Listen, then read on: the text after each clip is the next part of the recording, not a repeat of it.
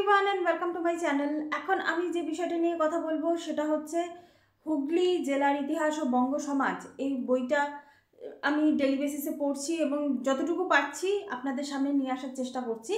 তো আজকে আমি যে বিষয়টা নিয়ে কথা বলবো সেটা হচ্ছে বহুবিবাহ প্রথা তখন হুগলি জেলায় ছিল এবং নরবলি। নরবলি মানে আপনারা জানেন, আর তপ্ত মুক্তি বলে একটা প্রথা ছিল। সেই তিনটে প্রথা নিয়ে আমি কথা বলবো। আমি এই ভিডিওটা শুরু করার আগে আমি একটুখানি বলে নিতে চাই যে আমি যখন সতীদাহ প্রথা নিয়ে আপনাদের সামনে যখন এসেছিলাম তখন আমি বলেছিলাম যে একজন ব্রাহ্মণের 100 জন স্ত্রী ছিলেন, তার মধ্যে 37 জন সতী হয়েছিলেন। এই যে একজন ব্রাহ্মণের 100 জন স্ত্রী মানে এটা কিন্তু তখনকার দিনে একটা প্রথা ছিল, পলিগ্যামি।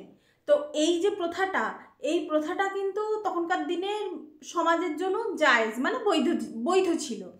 তো সেই হিসাবে দেখতে গেলে যে এই প্রথাটা যে মানে এক একজন মানুষ মানে এক একজন এই কৌলিন্য যে বামুন যারা তারা কতগুলো করে বিয়ে করতো সেই সময়ের যে লিস্টটা, সেটা হচ্ছে এই বইয়ের যিনি রাইটার সুধীর কুমার মিত্র স্যার, উনি কিন্তু এই লিস্টটা কিন্তু দিয়েছেন। আমি লিস্টটা কমিউনিটি ট্যাবে দিয়ে দেবো, যে নাম লেখা আছে, কতগুলো বিয়ে করেছে লেখা আছে, বয়স এবং যে লোকেশন, সেই লোকেশনের নামগুলো কিন্তু দেওয়া আছে। এবং এই লিস্টটা কে বানিয়েছেন? এই লিস্টটা উনি এটা সংগ্রহ করেছেন, কিন্তু এই লিস্টটা বানিয়েছেন স্বয়ং ঈশ্বরচন্দ্র বিদ্যাসাগর। উনি হুগলি জেলার এই বহু বিবাহের যে পলিগ্যামি যে সিস্টেমটা, এই সিস্টেমটার ওপর এই লিস্টটা বানাতে গিয়ে নাকি উনি জলের মতো নাকি অর্থ ব্যয় করেছিলেন। তো জলের মতো অর্থ ব্যয় মানে করে উনি এই খুব কষ্ট করে এই লিস্টটা তিনি বানিয়েছিলেন, এই তালিকাটা। এবং এর মধ্যে কিছু কিছু মানুষের নাম কিন্তু আপনারা পাবেন না।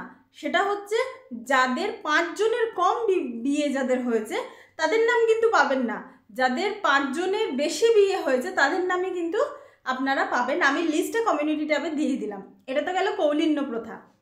এরপর চলে আসি নরবলি।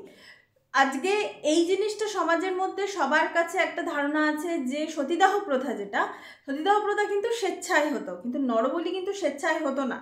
নরবলি বলে নাকি যে সবচেয়ে বেশি সেই সময় আমাদের বাংলায় হতো বিষ্ণুপুর এবং শান্তিপুর, এই দুটো জায়গাতে সবচেয়ে বেশি নাকি নরবলি হতো। এবং এছাড়া গঙ্গা যাত্রা, যেটা আমরা জানি যে স্বর্গলাভের জন্য গঙ্গা যাত্রা করতো সেই সময় মানুষেরা। তারপর হচ্ছে যে গঙ্গায় স্বেচ্ছায় প্রাণ বিসর্জন, এরকম কথিত আছে যে সম্রাট আকবরের সময় নাকি আমাদের বঙ্গদেশে বহু নারী নাকি যাতে ওই মুসলিম শাসকদের হাতে বা তাদের লোকজনের হাতে যাতে তাদেরকে পড়তে না হয় সেই জন্য গঙ্গায় নাকি স্বেচ্ছায় তারা নিজেদের গলায় নাকি কোপ বসিয়ে দিতেন, এরকম কথিত আছে, এই বইটাতে লেখা আছে। তো এইরকম ধরনের প্রথা কিন্তু সেই সময় ছিল।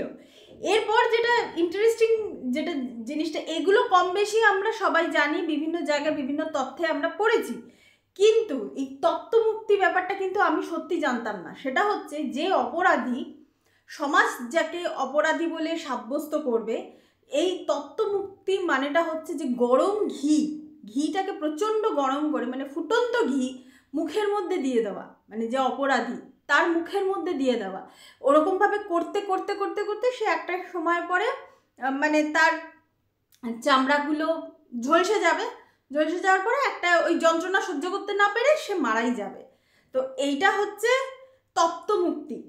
এই ধরনের প্রাণনাশের যে সিস্টেমটা যে হুগলি জেলায় ছিল, এটা কিন্তু সত্যি আমি জানতাম না। আমি এই বইটা মানে এই সুধীর কুমার মিত্র মহাশয় উনি যেভাবে বইটা থেকে মানে কালেকশন যে জিনিসগুলো করেছে, হতে পারে ডেটার এদিক ওদিক হতে পারে, ডেটা নিয়ে আমি কোনো করছি না যে না উনি যেটা বলেছেন সেটাই ঠিক, অপোজিট সাইডের লোকেরাও বলতে পারেন যে না এটা ঠিক নয় ওটা ঠিক না, কিন্তু যে তথ্যগুলো উনি যেগুলো তুলেছেন, এই যে এইভাবে মানুষকে সেই সময় হত্যা করা যে তথ্যগুলো তিনি তুলেছেন, সেগুলো কিন্তু সত্যি কথা বলতে মানে এগুলো কিন্তু মানে ভীষণইভাবে মানে কি বলবো, মানে আমার তো এখন মানে এই সময় দাঁড়িয়ে আমার তো শুনেই কেমন মনে হচ্ছে যে ওই সময় জাস্ট ইমাজিন করুন ওই সময় হুগলি জেলায় এই ধরনের মানুষ মানে সিস্টেমগুলো চলেছে।